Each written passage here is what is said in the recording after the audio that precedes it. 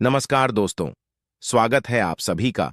आज की इस खास जानकारी में हम आपको बताएंगे कि नवरात्रि के दुर्गा अष्टमी दिन कौन सा ऐसा उपाय है जिसे आपको अवश्य करना चाहिए ताकि माता रानी की कृपा आपके ऊपर बनी रहे। इसके साथ ही हम आपको विसर्जन की विधि के बारे में विस्तार से जानकारी देंगे ताकि आप सही तरीके से इस महत्वपूर्ण अनुष्ठान को पूरा कर सकें। अगर आप सच्चे भक्त हैं और माता रानी की कृपा प्राप्त करना चाहते हैं, उससे पहले इस चैनल को सब्सक्राइब कर लें और इस वीडियो को ध्यान से देखें और सीखें कि कौन कौन से जरूरी कदम उठाने हैं। नवरात्रि के आखिरी दिन कलश का विसर्जन करना बेहद महत्वपूर्ण होता है। जैसा कि हम जानते हैं, नवरात्रि के पहले दिन घट स्थापना की जाती है और इस कलश की 9 दिनों तक पूजा होती है। यह कलश देवी दुर्गा का प्रतीक होता है और इसे बहुत पवित्र माना जाता है। 9 दिनों की पूजा के बाद नवरात्रि के दुर्गा अष्टमी दिन इसका विसर्जन किया जाता है और यह प्रक्रिया सही मुहूर्त और विधि के अनुसार होनी चाहिए, अन्यथा छोटी सी गलती भी देवी को नाराज कर सकती है। कलश विसर्जन की सही विधि जानने के लिए सबसे पहले आपको यह समझना होगा कि इसके साथ जुड़े प्रत्येक कदम का क्या महत्व है।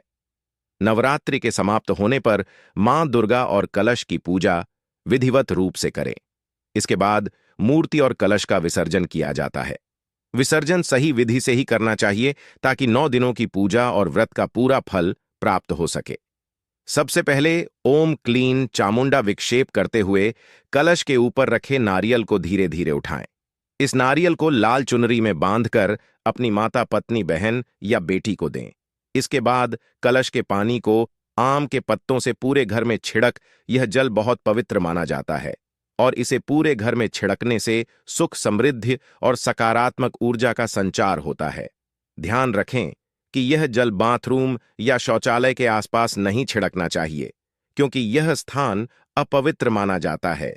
इसके बाद बचे हुए जल को तुलसी के पौधे या किसी पेड़ के पास डाल दें। ऐसा करने से मां दुर्गा की कृपा बनी रहती है। कलश में रखे सिक्के को निकालकर उसे अपनी तिजोरी या पर्स में रख लें। यह सिक्का धन, धान्य और समृद्धि का प्रतीक होता है और इसे रखने से आपके जीवन में आर्थिक उन्नति होती है। साथ ही कलश में बोए गए जवाहर को भी आप घर के बाहर किसी पवित्र स्थान जैसे कि मंदिर के पास या किसी पेड़ के नीचे रख दें। यह भी अत्यंत शुभ माना जाता है। जवारे बहुत पवित्र होते हैं और इसे आप अपनी तिजोरी या पर्स में भी रख सकते हैं। ऐसा करने से मां दुर्गा की कृपा सदैव आपके ऊपर बनी रहती है और आपके जीवन में समृद्धि और शांति का वास होता है। शास्त्रों के अनुसार कलश स्थापना जितनी महत्वपूर्ण होती है, उतनी ही महत्वपूर्ण कलश का विसर्जन भी होता है। इसलिए इस प्रक्रिया को पूरे विधि विधान के साथ करना आवश्यक है ताकि मां दुर्गा प्रसन्न हो और घर में सुख, शांति और समृद्धि का वरदान दें। नवरात्रि के दुर्गा अष्टमी दिन हवन और कन्या पूजन करना भी अति आवश्यक माना जाता है। अष्टमी या नवमी के दिन हवन के बाद कन्याओं को भोजन कराना चाहिए और अपनी क्षमता अनुसार उन्हें उपहार भेंट करना चाहिए। कन्याओं में से एक को देवी भगवती के 9 रूपों का प्रतीक मानकर विशेष पूजन करें। इसके बाद मां भगवती से क्षमा याचना करें कि यदि किसी भी पूजा या मंत्र में कोई कमी रह गई हो तो उसे माफ करें और अपने परिवार पर आशीर्वाद बनाए रखें। कलश विसर्जन करते समय एक विशेष मंत्र का जाप करें या देवी सर्वभूतेषु शांति रूपेण संस्थिता नमस्तस्ये नमस्तस्ये। यह मंत्र देवी की कृपा को स्थिर रखने में मदद करता है और कलश विसर्जन की प्रक्रिया को संपन्न करता है। इसके बाद कलश को धीरे से उठाएं और उसमें रखे जल को पूरे घर में छिड़क हुए माता अन्नपूर्णा और लक्ष्मी की कृपा का ध्यान करें। अंत में कलश में रखे सिक्के को उठाकर अपने माथे से लगाएं और तिजोरी या पर्स में रखें। इसके अलावा कलावा जो कलश पर बंधा होता है, उसे खोलकर अपने हाथ में बांध लें। यह रक्षा कवच कहलाता है और इसे बांधते समय देवी के किसी भी मंत्र का उच्चारण करें। यह सूत्र घर के सभी सदस्य पहन सकते हैं, जिससे देवी की कृपा और सुरक्षा परिवार के सभी लोगों पर बनी रहती है। इस तरह नवरात्रि व्रत का समापन होता है। जब आप इस प्रक्रिया को सही तरीके से पूरा करते हैं तो मां दुर्गा प्रसन्न होकर आपके जीवन में सुख, शांति, समृद्धि, वृद्धि और धन की वर्षा करती है। इसलिए नवरात्रि के दुर्गा अष्टमी दिन की पूजा और कलश विसर्जन को सही विधि से करने का विशेष ध्यान रखें, ताकि माता रानी का आशीर्वाद हमेशा आपके जीवन में बना रहे। अष्टमी और नवमी से व्रत का पारायण करने वाले इस विधि से कलश विसर्जन करेंगे तो उनको लाभ प्राप्त होगा। बता दें कि अष्टमी या नवमी तिथि को व्रत पारायण करने वालों अखंड ज्योति को विजयदशमी के पूजन तक प्रज्वलित रखना चाहिए, क्योंकि धार्मिक मान्यताओं के अनुसार विजयदशमी को भगवान राम ने अपराजिता देवी का पूजन किया था। माताएं बहनों, अभी तक आपने कमेंट बॉक्स में जय माता रानी ना लिखा हो तो जरूर ही लिख दीजिए, क्योंकि आपको ऐसा लिखने से माता रानी आपसे बहुत ही जल्दी प्रसन्न हो जाती हैं और आपको मनोवांछित फल प्रदान करती है। मित्रों, आप इस वीडियो को पूरा ही देखें, आधा अधूरा छोड़कर ना जाएं। विशेष पर्वों के दौरान सुबह शाम होने वाली पूजा में दीपक जलाने की खास परंपरा है। शारदीय नवरात्रि देवी भगवती की पूजा आराधना के लिए सबसे उत्तम समय माना जाता है। नवरात्रि के दौरान मां दुर्गा की कृपा प्राप्त करने के लिए पहले दिन कलश स्थापना और अखंड ज्योति प्रज्वलित की जाती है। इस अखंड ज्योति को जलाने का विशेष महत्व है, जो पूरे 9 दिनों तक लगातार जलती रहती है। इसे बुझने नहीं दिया जाता, क्योंकि इसे शुभ न ही माना जाता है। अखंड दीपक जलाने से मान्यता है कि मां दुर्गा अपने भक्तों की सभी मनोकामनाएं पूरी करती हैं और परिवार में सुख शांति बनी रहती है। नवरात्रि के दौरान इस अखंड ज्योति को प्रज्वलित करने के नियम भी काफी महत्वपूर्ण माने जाते हैं। अखंड ज्योति प्रज्वलित करने के लिए पीतल के दीपक का उपयोग शुभ माना जाता है। यदि पीतल का दीपक उपलब्ध ना हो तो मिट्टी के दीपक में भी अखंड ज्योति जलाई जा सकती है। दीपक को कभी भी सीधे जमीन पर नहीं रखना चाहिए। इसे उचित स्थान पर स्थापित करके मां दुर्गा का ध्यान करते हुए ज्योति जलानी चाहिए। साथ ही घी का उपयोग दीपक प्रज्वलित करने के लिए उत्तम माना गया है। यदि घी उपलब्ध ना हो तो तिल या सरसों के तेल का भी उपयोग किया जा सकता है। देवी की प्रतिमा के दाईं ओर अखंड ज्योति रखी जाती है, जबकि तेल का दीपक बाईं ओर प्रज्वलित किया जाता है। इसे किसी कांच के लैंप से ढक कर रखा जाता है, ताकि ज्योति बुझने ना पाए, और दीपक को स्वयं ही बुझने दिया जाता है। उसे फूंक मारकर नहीं बुझाना चाहिए। नवरात्रि के 9 दिनों में अष्टमी और नवमी के दिन कन्या पूजन का विशेष महत्व होता है। भक्त इन दिनों 9 कन्याओं को भोजन कराते हैं, जिन्हें देवी का स्वरूप माना जाता है। ऐसा माना जाता है कि कन्या भोज कराने से घर में सुख शांति आती है और सभी प्रकार के कष्ट दूर होते हैं। कन्याओं की आयु 10 वर्ष से कम होनी चाहिए, ताकि पूजन पूर्णता प्राप्त कर सके। जिन कन्याओं को भोजन कराया जाता है, उनके माध्यम से देवी की कृपा प्राप्त होती है और जातक का जीवन समृद्ध होता है। कन्या पूजा के दौरान पहले देवी को नैवेद्य अर्पित करना आवश्यक होता है। उसके बाद कन्याओं को भोजन कराया जाता है। यदि किसी कारणवश कन्या भोज नहीं करवा पाए तो भोजन सामग्री जैसे चावल, आटा, सब्जी आदि कन्याओं को उनके घर पर जाकर भेंट कर सकते हैं। महाअष्टमी के दिन मां महागौरी की पूजा होती है, जबकि महाअष्टमी को मां काल रात्रि की। इन दिनों भक्त कन्याओं को भोजन कराकर उपहार देते हैं, ताकि देवी की कृपा बनी रहे। पुराणों में भी कन्या पूजन का विशेष महत्व बताया गया है। नवरात्रि के दौरान कम से कम एक बार कन्या पूजन करना आवश्यक माना गया है। बिना कन्या पूजन के नवरात्रि का व्रत अधूरा माना जाता है। यह भी कहा गया है कि 10 वर्ष तक की कन्याओं का पूजन करना चाहिए। हर आयु की कन्या का अलग महत्व होता है। उदाहरण के लिए 2 साल की कन्या को कोमारी कहा जाता है, जिनकी पूजा से दुख और दरिद्रता का नाश होता है। 3 साल की कन्या त्रिमूर्ति मानी जाती है, जिनकी पूजा से धन और परिवार का कल्याण होता है। इसी प्रकार 4 साल की कन्या कल्याणी मानी जाती है, जिनकी पूजा से सुख समृद्धि प्राप्त होती है। 5 साल की कन्या रोहिणी होती है, जिनकी पूजा से रोगों से मुक्ति मिलती है। 6 साल की कन्या कालिका कहलाती है, जिनकी पूजा से विद्या और राजयोग की प्राप्ति होती है। 7 साल की कन्या चंडिका मानी जाती है, जिनकी पूजा से ऐश्वर्य प्राप्त होता है। 8 साल की कन्या श्यामभवी होती है, जिनकी पूजा से लोकप्रियता बढ़ती है।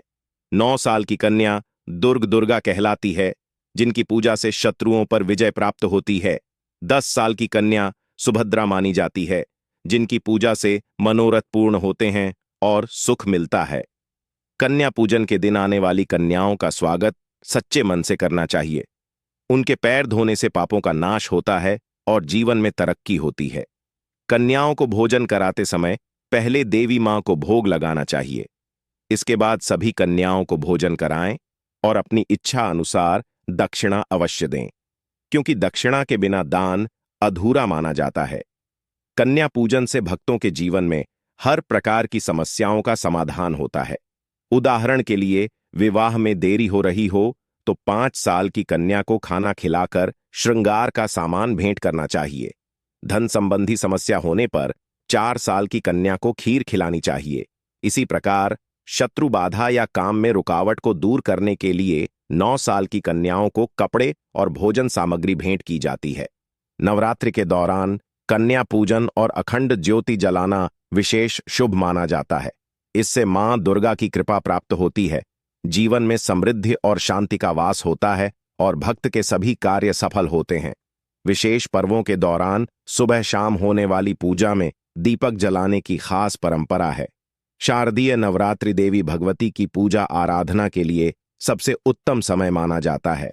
नवरात्रि के दौरान मां दुर्गा की कृपा प्राप्त करने के लिए पहले दिन कलश स्थापना और अखंड ज्योति प्रज्वलित की जाती है।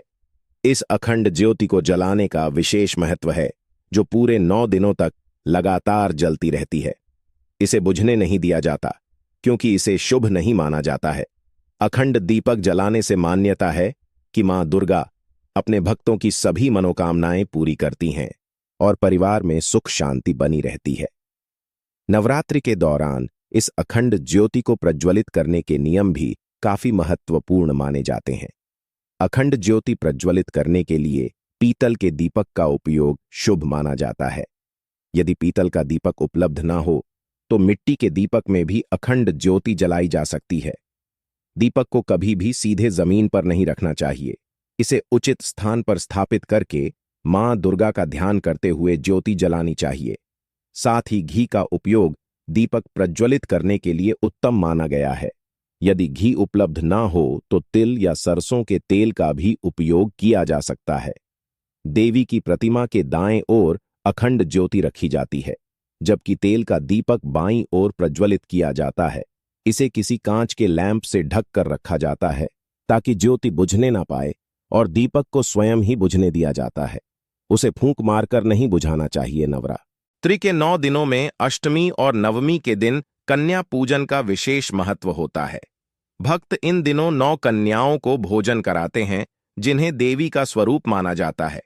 ऐसा माना जाता है कि कन्या भोज कराने से घर घर में सुख शांति आती है और सभी प्रकार के कष्ट दूर होते हैं। कन्याओं की आयु 10 वर्ष से कम होनी चाहिए ताकि पूजन पूर्णता प्राप्त कर सके।